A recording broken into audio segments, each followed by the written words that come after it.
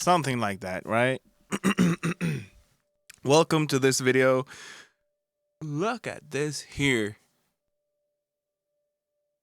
Every barber and hairdresser was filled up before Christmas, so I just didn't get the chance to do it before then. Now, this video is going to be about... I'm not sponsoring anybody. This video is going to be about the playlist in Studio One versus the playlist in FL Studio and how big of a difference there is. Now, I just made my own clip here, and I want this to be, of course, and turned into audio. I didn't have an audio track ever. I could use the beat track, so let's just drag it over there. There we have an audio file. The cool thing about audio files like this in Studio One is that you can also see the MIDI data in the file. And that's pretty awesome. Let's see.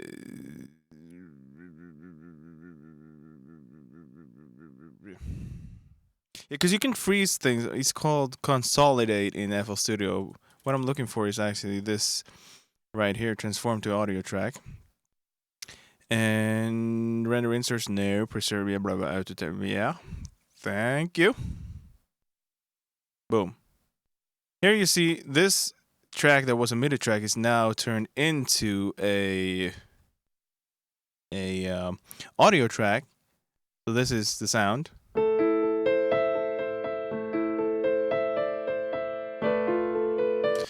But the thing here is, even though this is an audio track and can be edited like one, you can turn it back into an instrument track and edit the MIDI and then just turn it back again into audio. Boom. And you can also, as I said, you can see the MIDI here, so you know what was played, and that's pretty awesome. Because that means if you want to have another instrument playing the same thing, you could just drop a presence, let's say, and then just boom. There you got the MIDI files. Now, that's just some of the things about this playlist that is different. It's not called Consolidate as in FL Studio. It's called, as said, Transform to Audio Track, or you could bounce files, and there's many ways. But I really like the Transform option, so it's Shift B for me. Because that gives you the chance of going back in time. So let's say you do this to catch the audio, and then you figure out like, oh, we should maybe change the chord, and then you're like, okay, let's just go back in time and just change it from there. Now, I had a few questions, and one of those was, how do you make unique? Now, first things first, we need to make this into a actual audio track, and we use this beat, and we call this piano. Let's go. Right? Now we got an audio file here. Let's mute this. And by the way, this mute button is not the same as this mute button. Like, I work with a guy that had this misconception for the longest time. The console, the mixer, is not the same as the playlist. Because a MIDI track in the playlist is just an instruction to play those notes. While the mute button in the mixer is the mute for anything that instrument outputs. So let's say that instrument has the possibility of getting, let's say it makes a vinyl sound constantly, even if you remove the MIDI. If you mute it in the playlist, you only remove the MIDI notes that's on that lane. And if you mute here, it actually mutes the whole instrument. So that's just important thing to note right away.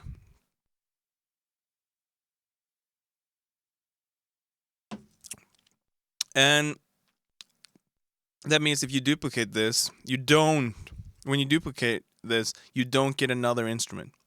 You just get another lane to put more notes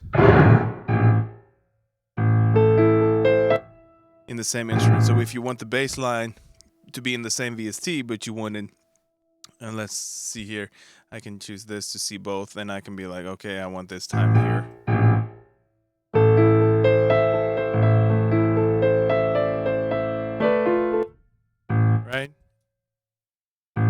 doing this. Now it shows us 2 lanes.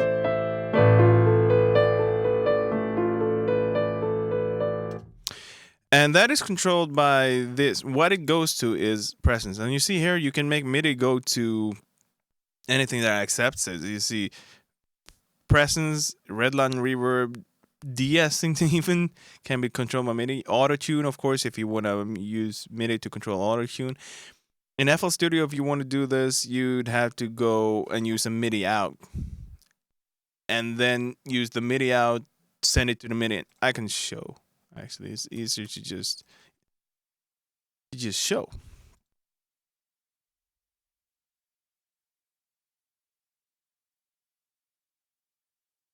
I haven't downloaded the newest version yet. Don't kill me. Look, so here you need to insert a. Let's just do this instead. MIDI out. Boom. Now this MIDI out. Let's see. Use port 1. If you want to control, the sampler can't accept MIDI. If you want to control, then.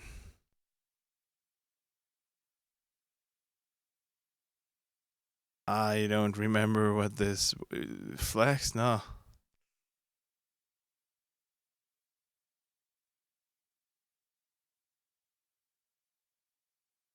Serum. There we go.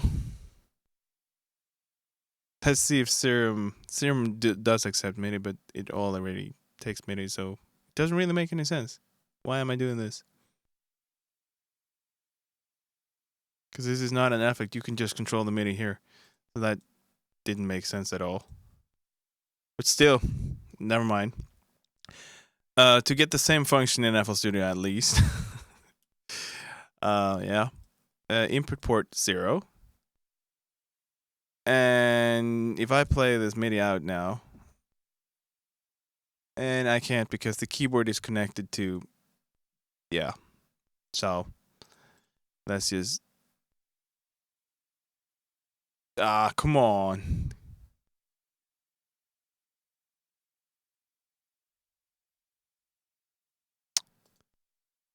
That sucks. That sucks. There's no keyboard on this one, but I can do this. But I can't play it because it doesn't use an audio driver. Come on. Let's try another thing. Can you use FL Studio ASIO? Yeah. Ooh, yeah. It actually did something. You see here, the Serum. This was crazy workaround though. But see, when I play notes there, it plays in Serum, right? So if I now use note pitch and blah, blah, blah, blah, it plays it in Serum because I used the MIDI out. So that's the way you got to do it in FL Studio if you want to have multiple MIDI to one instrument, let's say. Or if you want to use it to control auto-tune or some other effect channel that has MIDI control. Yeah. So that is now done in Studio One in the playlist right here. You just choose, you can make MIDI tracks just like this, and that's basically a MIDI out, and you just choose inputs. And they're all listed here. So everything that accepts MIDI will be listed here. This list will get quite long, and there's no way to search through it. So in a big project, it might take some time. At least it's alphabetically, right? Okay, so we got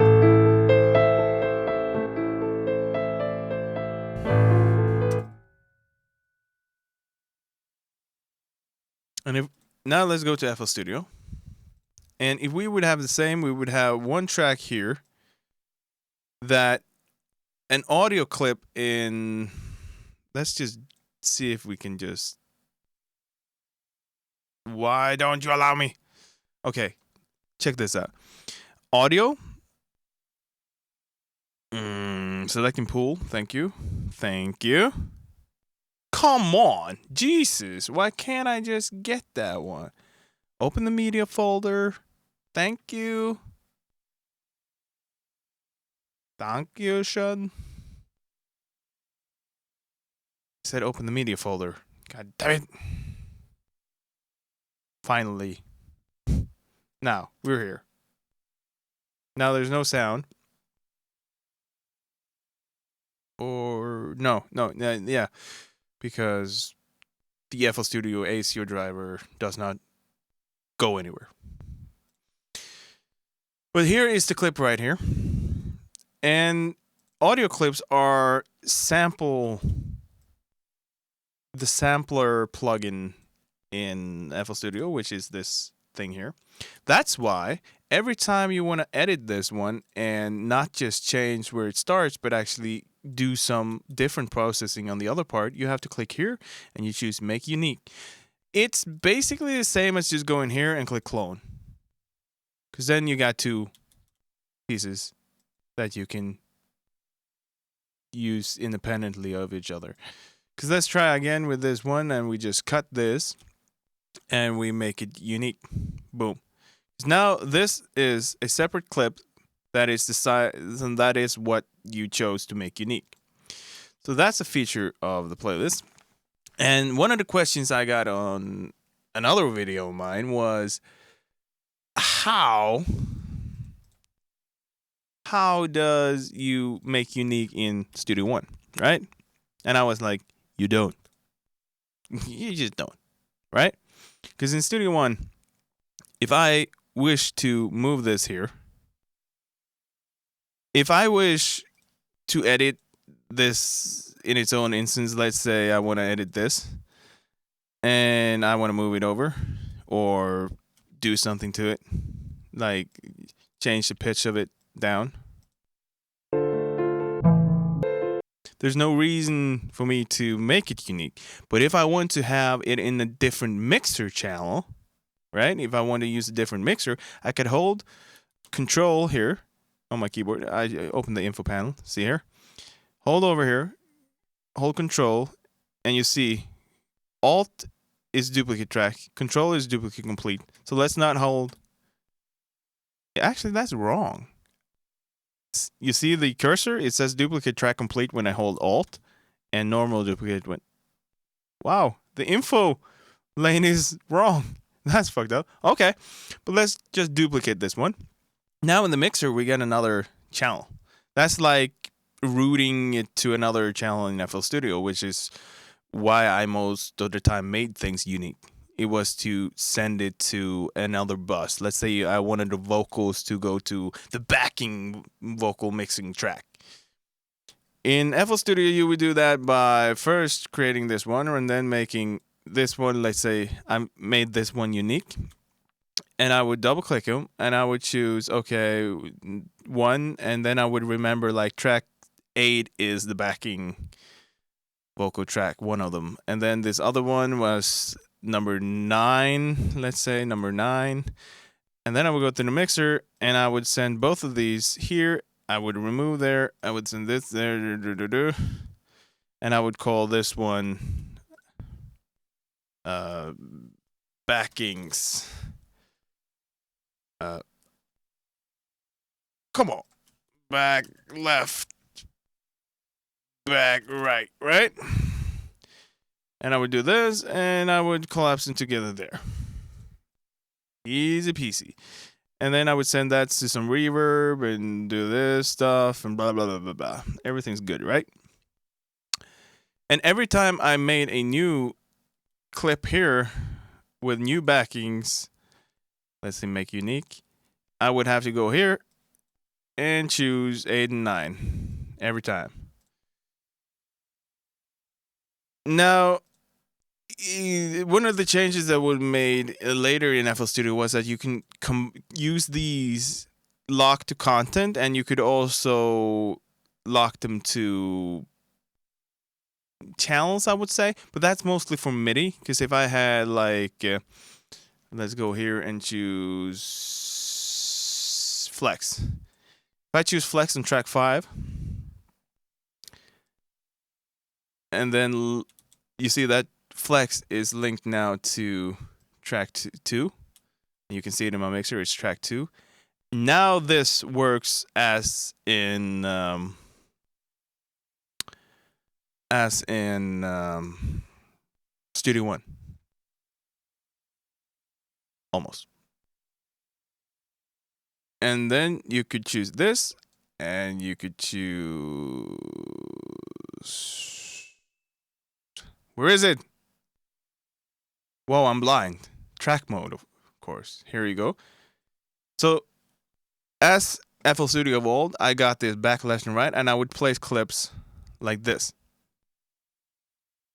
And thus, it asks, do you want to make it unique? Boom. And I would copy. No, it's the wrong button. It's this one. I'm using Studio One shortcuts. So there, make it unique. Okay, now I got 2 unique clips, and these are back, left, and right. So this was a very nice, like workflow improvement, because you, instead of just going through making unique and you just doing a lot of work to get it on the right channel, I could just afterwards just place it inside these boxes, and then it works as in Studio One almost. The difference is here you have to make clips unique. In Studio One, you just, if you want to have this piece another place, you can just move it anywhere. You can have it both places, or like you can have this clip as many times as you want, and it does not matter, because these are just loading the wave file from the pool, which is this thing here, and they aren't like individual VSTs, as in FL Studio you have these wrappers for VSTs, which is actually pretty cool. Wrapper, I like wrapper.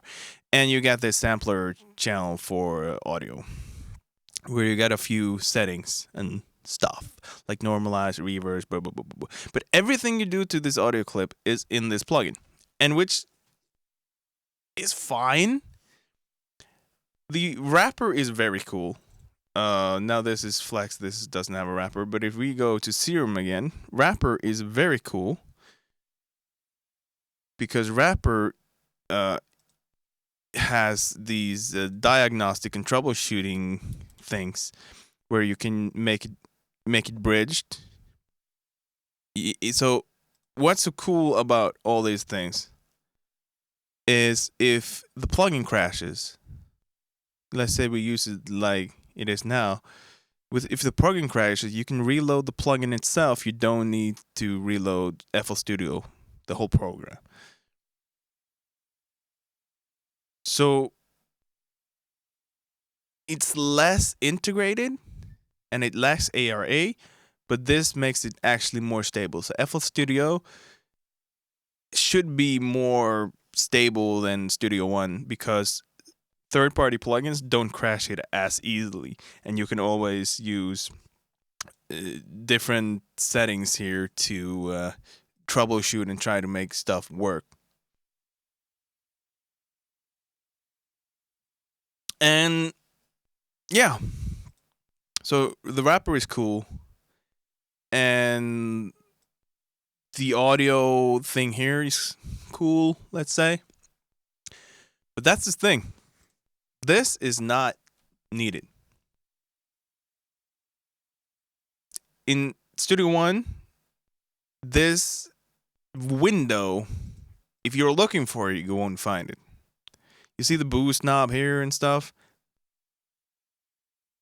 The boost, if you move this boost knob in the playlist, you will see it grow, and you can have some quick EQ settings and pogo, and you can crossfade here and all that kinds of stuff.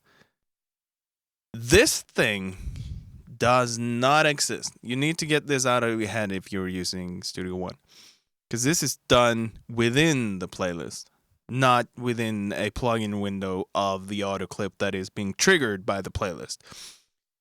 Big difference, because this works as a VST, and this just triggers the VST, makes it do something, right? Declicking mode is basically just fade in. If you can actually see here that it gets these fade ins on the start and end, and it's to avoid clicking. this is done manually by clicking a button in Studio One if needed. And yeah, so the pitch changing, the multiply, time stretch, everything happens inside this plugin, right? Let's return to Studio One or Friend. If I wish to make something unique, as in mixer unique, not unique as in editing the clip independently, I take this part of the piano and move it down here. Now I add a lot of reverb to it in the mixer. And then they're unique. They're different, right? Now, if I want to stretch this one out, I can just click either Alt or Alt Control for two different stretch types. This one is define tempo, it says up here. And it's more like setting the tempo of the clip, because you can set the actual tempo here. File tempo, since it's recorded in 120 BPM, it assumes the file is 120. But I can change the file tempo. Or, because that is like defining how fast it should be. While stretch event is stretching. Everybody knows what stretching is. So if I click F3, or let's show it the manual way, the inspector here, this, instead of double clicking, you don't double click events here. You click the inspector, and all the settings for this is here. Now, this is a section where you can control your track. This is the track part of it. So I can change the name of the track to Piano Reverb, right say. And I can change the time stretch algorithm. And tape is, it will slow down when you stretch it.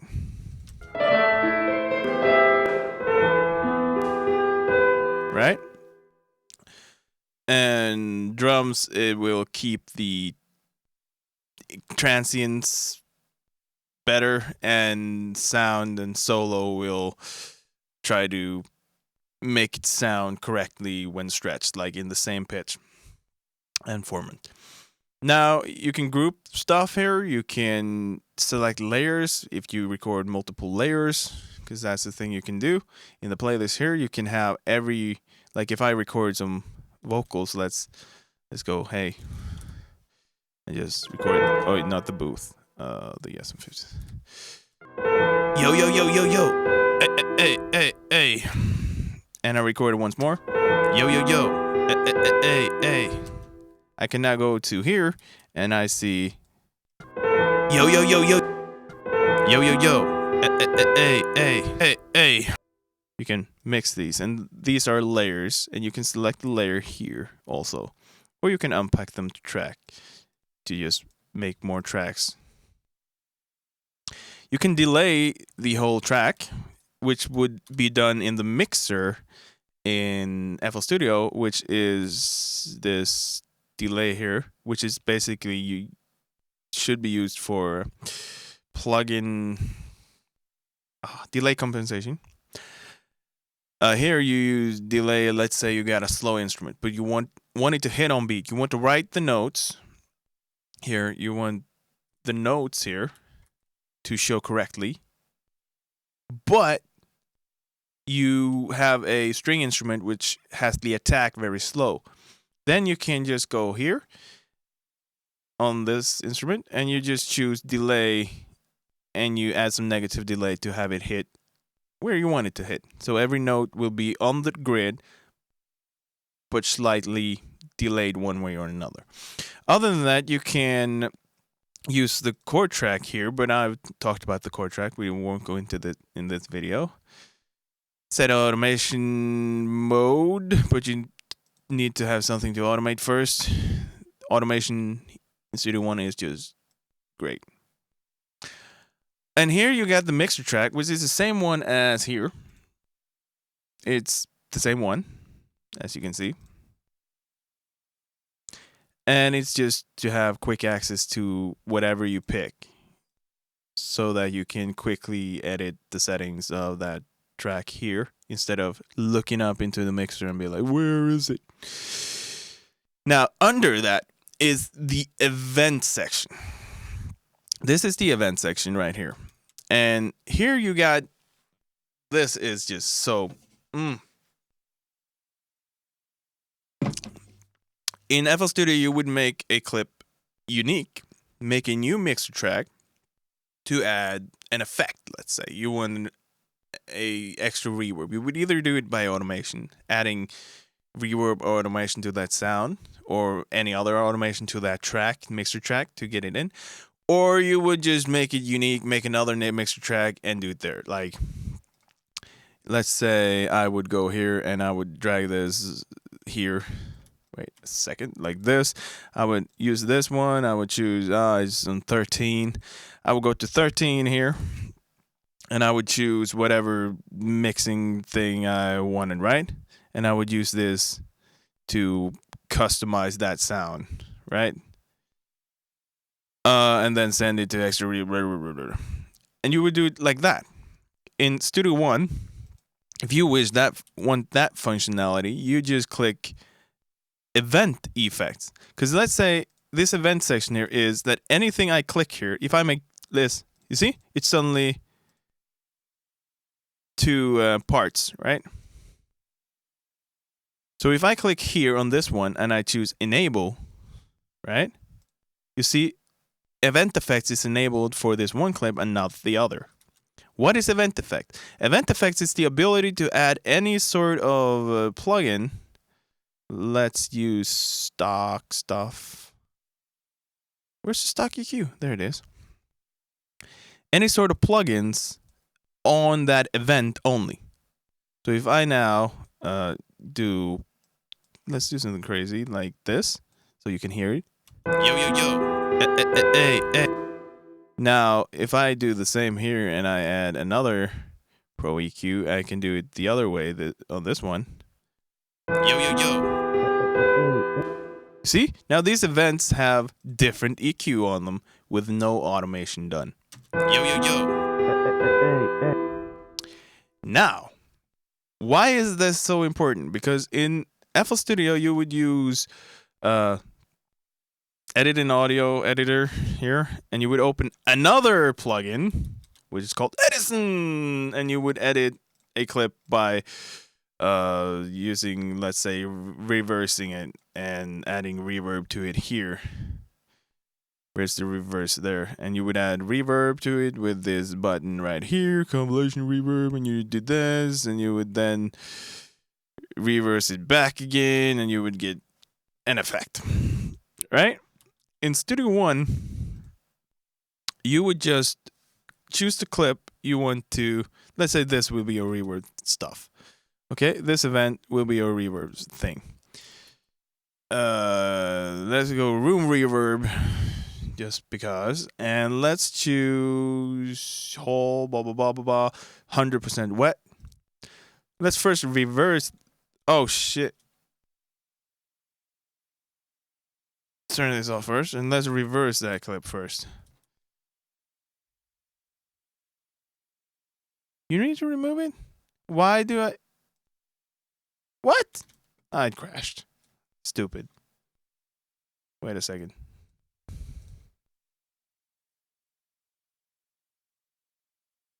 No, that doesn't... That's just dumb. What the heck? That's not a good showcase. Presonus, fix this shit. You can't have me here on the video and your shit crash. Come on. Come on, seriously, you can't click anything. Jeez, come on. Let's make another one. Why? Come on. That's a bug. Fix that. Fix that. Come on. Now, what I wanted to do was to reverse this by clicking Control R, or just go in here, audio, and here you got all the settings for reverse and normalize and that kind of stuff. If you want auto fades, boom, that which is basically the same as declick. So it's there and audio. And then when I reversed it, I can click enable. I can choose the room reverb. And then we just put the mix up to max. We click here, render. Let's have a tail too. Let's have 6 seconds of tail. Boom. And then we can reverse it back by clicking Control R again. And now we have our sample.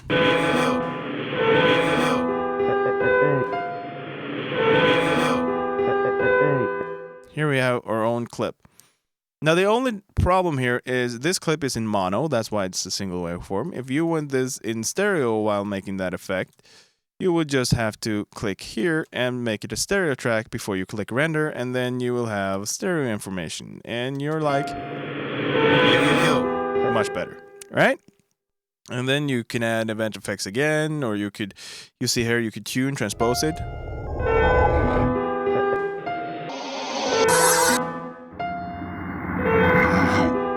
Normalize it, change the gain. Change the gain here. You could also add the gain envelope, and you could check this out.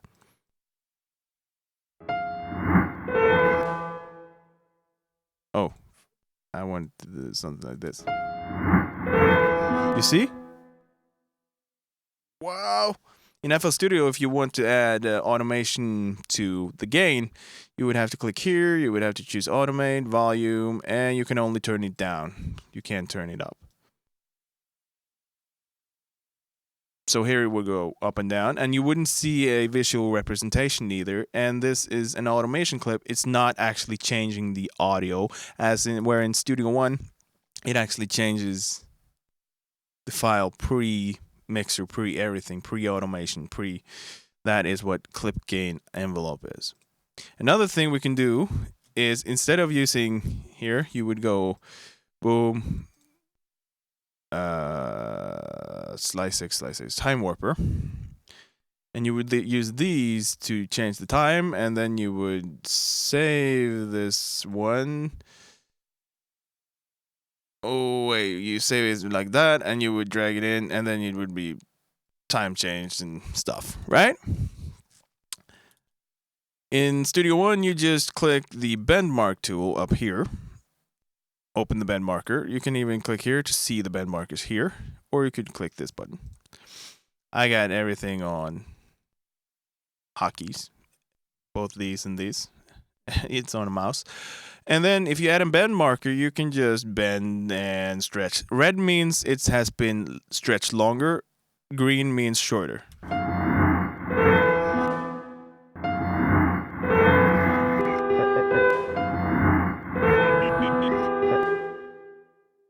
That was actually a cool sound. That sounds like a riser, like.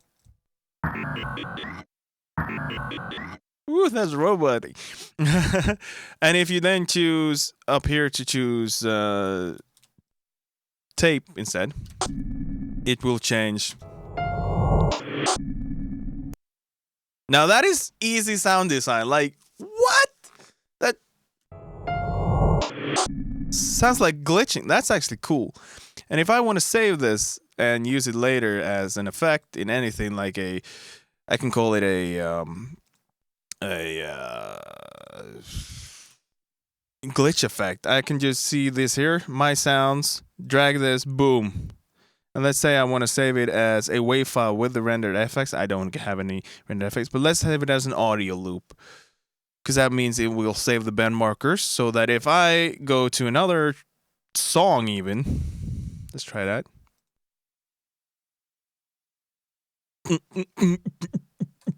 And then let's go to files and drag in the audio loop.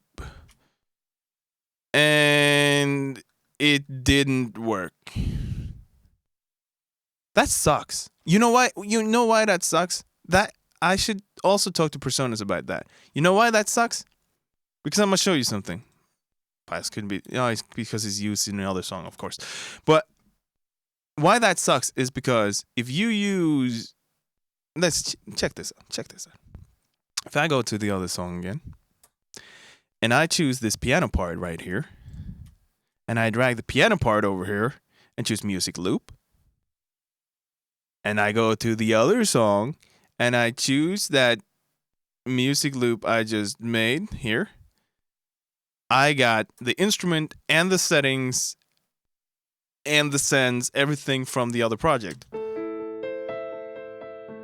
in a new project.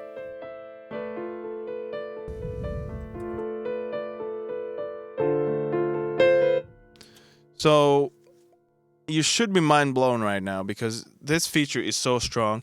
The only problem is I've noticed it before and I've burned myself at showing people this feature and then doing it with audio and then it doesn't work and I'm like, oh shit, why doesn't it work with the audio? Like, why?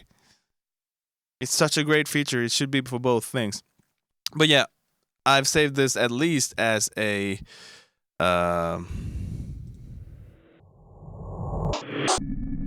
audio file here. It's cool. I just made glitch thing. Then we don't need this audio loop. Can we just delete it, please? Thank you. Now we got this one. That's cool. That's cool. Sorry. But yeah, so bend markers are exactly what you think they are. And if I click here, you can even, by clicking Q, you can even, you can also analyze first.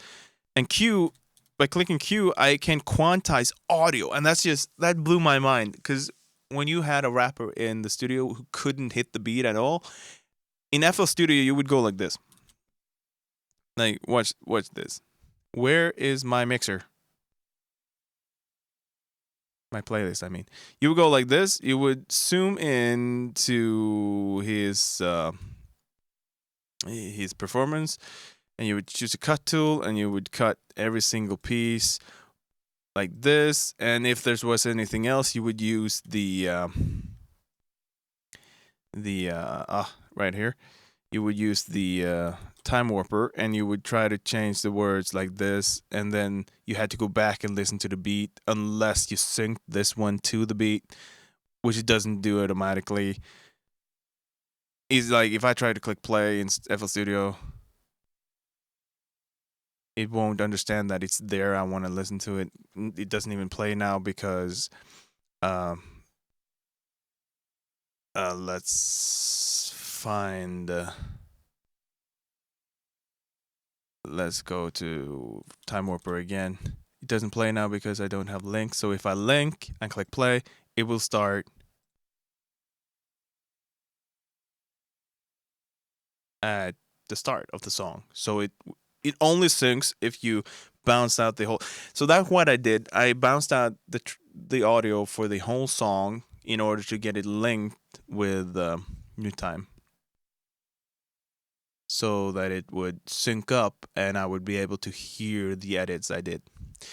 That's no more in Studio One. Let's get this mixer back where it should be. You can just click Q and it's fixed, or you could just enter the bend marker mode here and you could do. Let's choose the bend marker tool again and we could just go like this.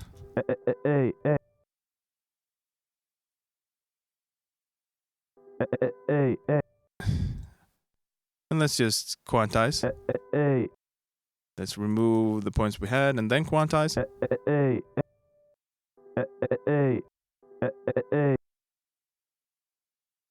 And that's just insane. You can also use that to groove map stuff. Groove map, that's another video. Groove map is insane too. And you could also just slice, auto slice, so that you would create separate files for every. Great for cutting up a drum loop. Instead of going manual and cutting every part, you could just choose to slice it automatically with the bend marker tool thing here. So then you could slice every word, slice the whole thing. Boom, done. I'm so sorry. I'm just burping a lot because of the soda. So let's go like this. Oh, let's go like this.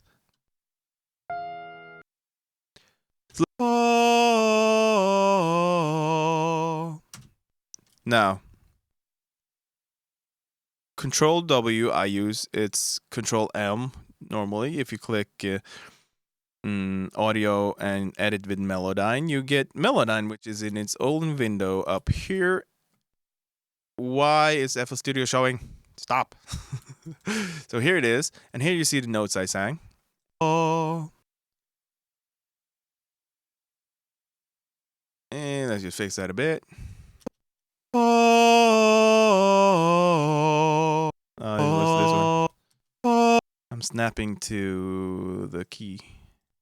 Chromatic snap. Right? And if I want that to be an instrument, let's say I want the piano to play that, I can just drag it over to the piano and it's like boom. And I can then transpose this down by doing this. And let's transpose it even more. So that way, if you sing something and want a singer that knows or a choir to sing it, you can go to this one, drag it to a MIDI track, and then go check out the MIDI track here, and you will see the notes for it.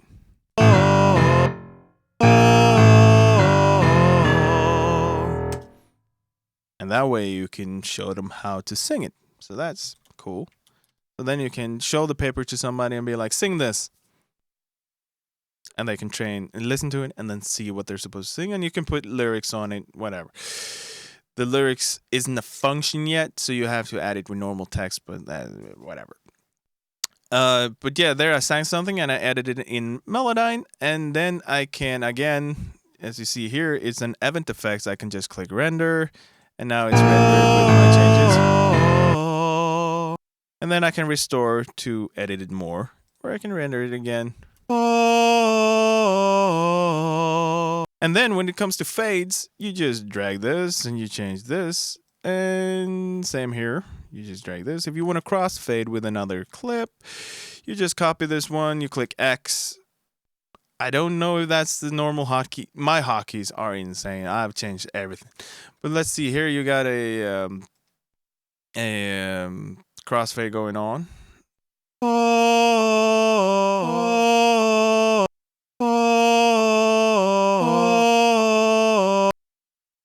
That's something you can do.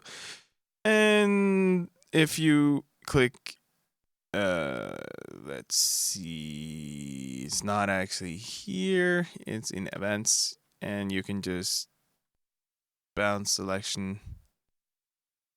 Boom. And as said, you could use the clip gain envelope to add.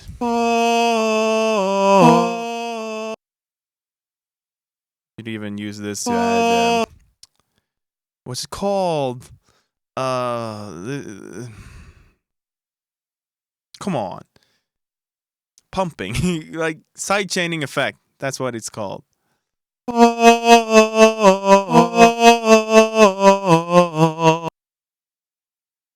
Just by using this tool.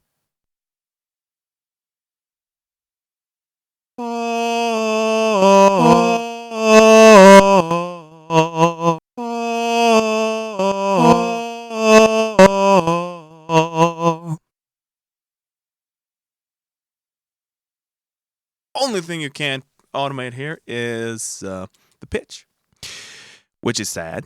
That would be awesome because this fine pitching is not automatable. Not at all. So you would have to use either a pitch plugin or a sampler to do that pitching.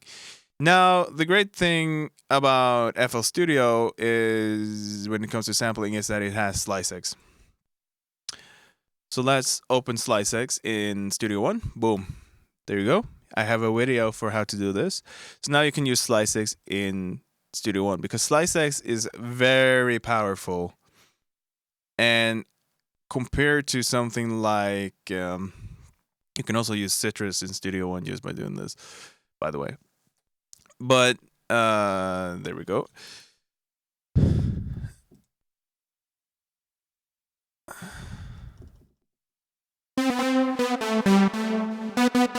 That's how you use Citrus in Studio One.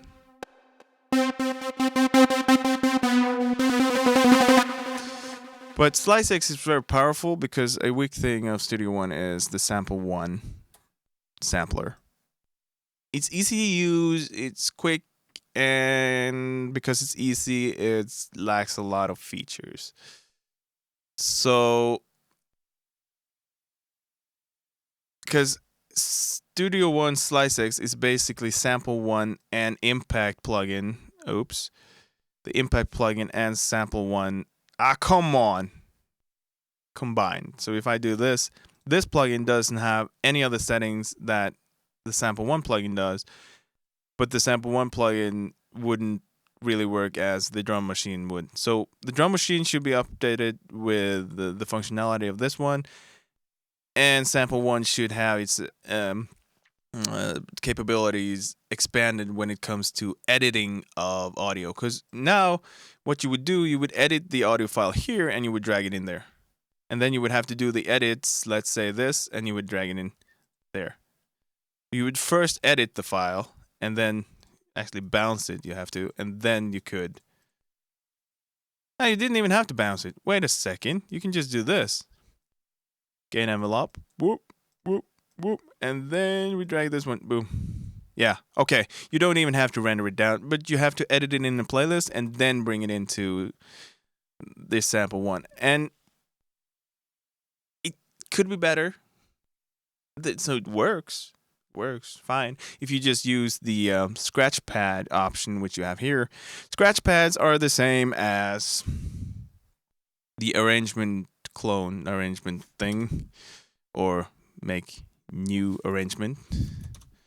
The arrangement adding feature here is that you can create your song in multiple ways by having multiple arrangements, and that's awesome. That's great. In Studio One, it's called the scratch pad, which is located right here, so you can see it at the same time. Which means if I add a arrangement right here, and I just want it here, I can now change things here, and I can just bring it back into the song again, like this. So I can just place it there or there. And that's also, instead of patterns, since you don't have patterns, or you do have patterns though, but only for MIDI. And it's only for one instrument at a time. If I want to add this part here, and I want this to be a convert to pattern, because patterns are like the Studio One. If you use a drum machine like Impact or whatever, let's add it. Oh, we already got an Impact. Never mind. Let's use this one and choose instruments, convert to pattern. You can also add a macro for just having a button to create a pattern. And then you got drum machine stuff like in FL Studio, where you could choose to have boom, boom, boom, boom, and then clap, clap, clap, clap, clap.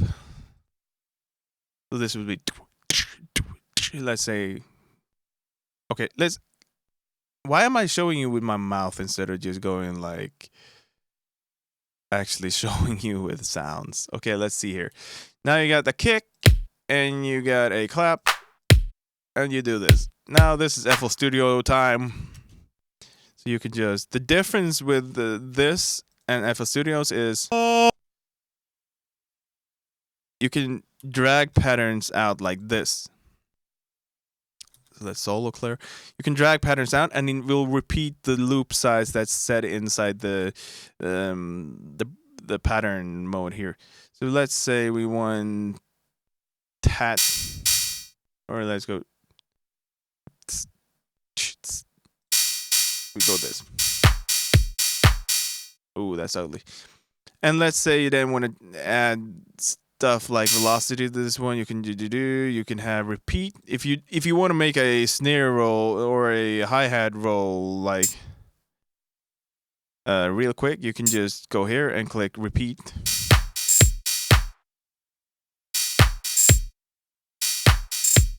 For triplets, you could just do that. Like you could add 2, and then you just choose here to have 3 on each. Easiest snare rolls ever. The only thing then is you can't control the pitch. So you would do that by going into this one, choose a hat, and then choose pitch. Let's see, choose tune, and then you can just go to the tuning here, and then if you change it a bit, you can go up here, select that, choose it here, and then you can choose pitch per, or you could just add it into the playlist as an automation clip. So you could do this.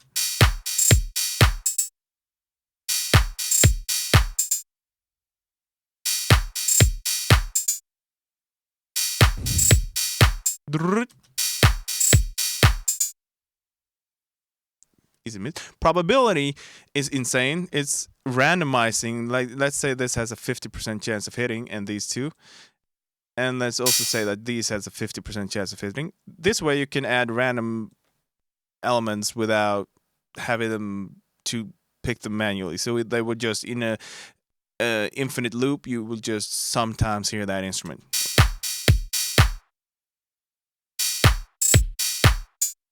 You see? Delay is the same as shifting.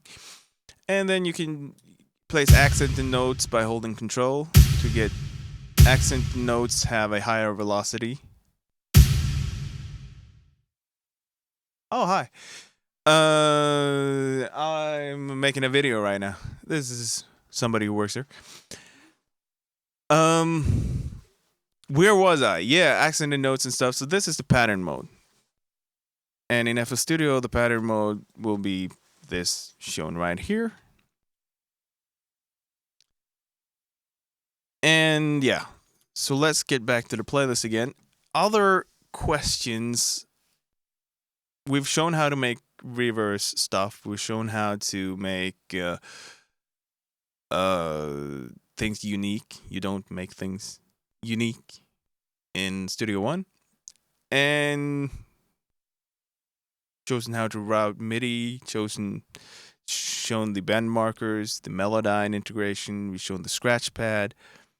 So the scratch pad, what we were doing was you could use the scratch pad to just record into it. So you can record straight into the scratch pad. Let's record this. Let's just go like boop, boop, boop, boop, boop, boop, boop. And then you can use the scratch pad here to edit a sound. And then let's say we want fade in and fade out on this one. And then we want to pitch it a bit. So now it sounds like boop, boop. And we can then drag it into sample 1. And we should maybe mute all the other sounds we got here. Let's remove sample. Let's remove all of them. And then we got boop, boop, boop, boop, boop. Start time here. So you could do easy audio editing here, like stretching, changing curves in the scratch pad, and then you could bring it over to the main window afterwards. So you could just put it in there, use it in a sampler, whatever. So now I actually think that there's not too much left to talk about. Let's check FL Studio. This pitch knob is automatable. That's a plus with FL Studio. So if you then use, I think it's stretch here. Yeah, you can actually change pitch without changing the size of the clip.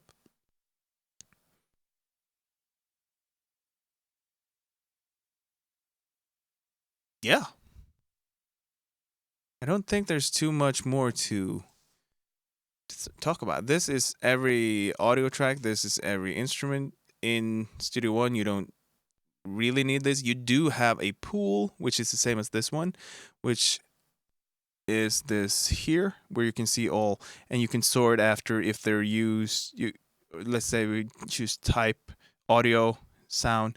We can choose track, not used, and you can see where they're used. You can see the recording takes, every take you've done for that track. And when you're done, one thing that FL Studio lacks, because it does have this feature here. Let's see, tools, clear log, no macros, remove all edits, reset empty, purge unused audio clips. It removes the audio clips from the project, but it at least before, it did not delete the files on your computer.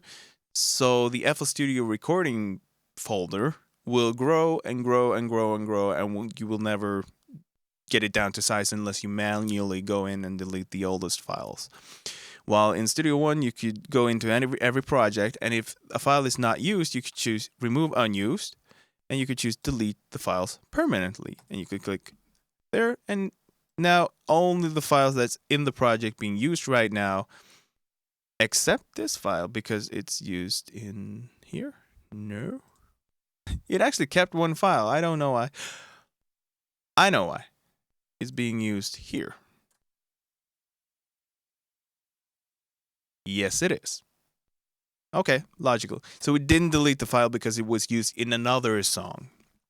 So that's great. And the other last thing then is when you save a project, you could have. Oh, why didn't the settings open? Typically, the settings didn't open. No, I'm stuck. Like, oh shit, I'm really stuck now. I can't click anything. The settings window, I can't see it. It's hidden behind something. It will probably go away when I close FL Studio and close OBS, and I will find it behind something. Because I can't do anything right now. But yeah. That's the differences between Studio One playlist and FL Studio playlist. I hope this helped. And yeah, as always, just leave a comment if you need to know something more or if I missed something in this video, and I will probably reply to it at once and tell you how to do whatever you're asking for. See ya. Oh shit, I can't even open OBS. Ha! I can't turn this off. Okay, I do got a button here on my Stream Deck. I'm gonna try this one.